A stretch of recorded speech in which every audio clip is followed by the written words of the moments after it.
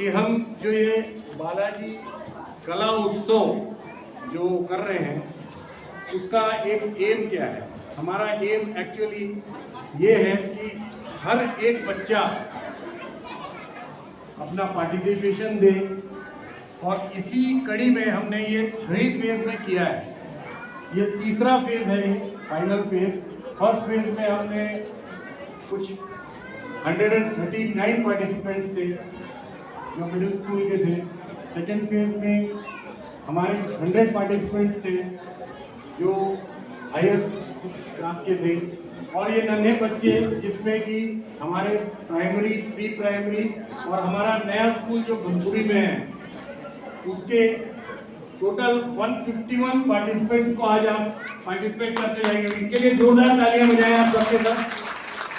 We will be witnessing 151 small kids performing in this day, and believe me, the teachers here, I have seen both the Kala Utsav, what we have been there.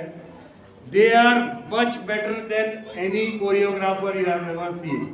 They are doing it good. Please आप सबसे कहता हूँ कि आप जोर जोर से तालियां बजा के उनका स्वागत कीजिएगा।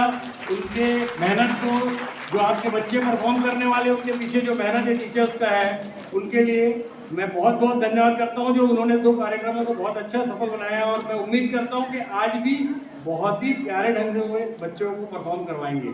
धन्यवाद। जय भारत, जय हिंद, जय बालाजी।